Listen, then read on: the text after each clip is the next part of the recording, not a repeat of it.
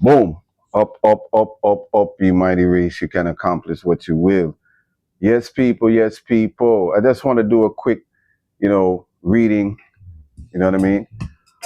From the Honorable Marcus Mosiah Garvey. All right. So let's just take time, a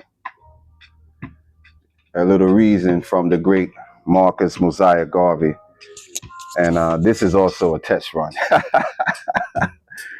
All right. So, diplomacy is a word used to express the peculiar relationship between nations. Diplomacy is the relationship that nations use to conduct their communications or approach in dealing with matters of state and to affect the relationship of a certain nature between them. In the broader sense, diplomacy means the thoughtful and careful consideration of words and ideas expressed to reduce the words and ideas to the level of being the least offensive, while they carry the force of what is desired to the maximum. To be a diplomat, one has to be very careful in his expressions before indulging in them. He must think seriously and calculatingly so that his thoughts and words may have the desired effect without arousing suspicion or inviting hostility. You must first be a very skillful thinker and psychologist to be a diplomat. A diplomat never reveals his true state of mind. He never reveals his hand in dealing with a situation. He always keeps a line of defense for whatever he says or does in reverse. A diplomat never talks before he thinks. He thinks an idea over several times before he expresses it. The idea is that he must not be found wanting or on the wrong side of any question. If he is found in the wrong side, his efforts at diplomacy fails.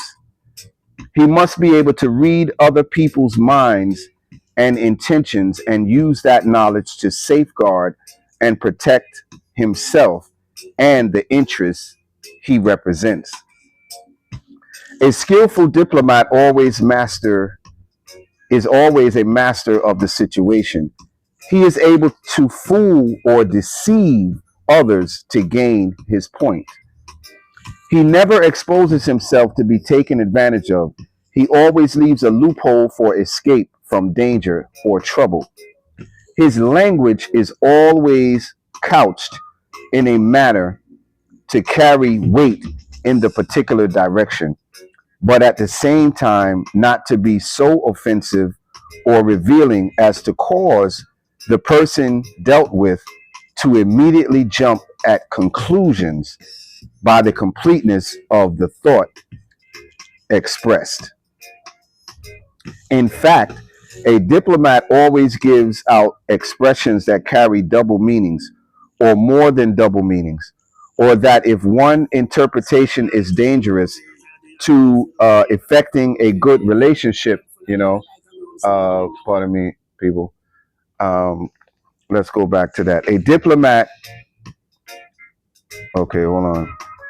Yeah, in diplomacy, if you mean to take advantage of the other person, never open a suggestion, but gauge your words most carefully to ultimately win that in view without expressing it in the raw. A good way to get good results is to actually feed your opponent with good words that mean nothing. And then when you come down to the business part, hold your ground, but still use good and pleasant words to win. Never approach anybody that you want to get anything out of or any good results from in an offensive manner. To the contrary, win them with the perfect smile in the most gentle manner. Do this even with your enemy. Until your enemy has positively delivered himself and there is no other alternative, then and only then show your hand. Never show your hand at the start. The idea is to make friends and to get results rather than to make enemies and lose results. This must be applied to all phases of organizations, work, dealing with the race, and dealing with others of other races. It is said that a kind word turneth away wrath. It is good diplomacy. Even if a man is going to kill you by threatening you, it is best to smile with him before he actually carries out the intention, so as to prevent him from doing so by showing him a smile rather than suggest the gravity of your indignation, which will cause him to think that you are going to kill him first. Then he will surely kill you in self-defense, even though he first threatened you. You see how that works? Many a man have been killed when their assailant did not really mean to kill them, but only to bluff them. But in taking the matter too seriously and showing that he was going to do some killing too, he gets killed by the man protecting himself after his threat to keep from being killed.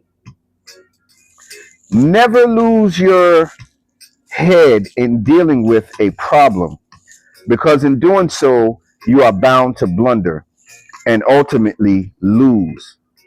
Let me read that again. Never lose your head in dealing with a problem, because in doing so, you are bound to blunder and ultimately lose. Even if you are in an accident where you come face to face with death, don't lose your head, because you may need your calm and collective judgment to save your life. The moment you lose your head, you are taking chances. The odds are against you. Morally, a diplomat must be a scamp in that he must be a mental twister. You understand? He must be a mental twister. He must be a mental twister. He cannot deal with affairs with a clean conscience, because he is to anticipate the evil of the other man's designs. Because the world and mankind are immoral and dishonest in their behavior. He hold on. He necessarily has to adopt such a method as to safeguard himself or his interests from such designs. You cannot be a Christian before the act, but become so afterwards by repentance, which is personal. If you are protecting the interests of others, you have to sink your own personality, but still recognize the fact that you are responsible to those others. Therefore, you have to adopt all the methods of diplomacy to protect others. Hence, you cannot do so with a very Christian soul, because most of the souls you are dealing with are corrupt. Most of the souls you're dealing with are corrupt. I think I'm going to do a part 2 and finish that up, because this is kind of lengthy here. But it's just, that was a little brief on Marcus Garvey's uh, basically definition of diplomacy, you know. Uh, very, very, very, very, very critical and crucial, something to think about. So that is it, people. We just wanted to touch that, and we'll come back with the part 2, the wisdom of Marcus Mosiah Garvey. All right. Yeah, manners and respect. That is it. Balance up. We're talking to real people about real things in real time. That is it.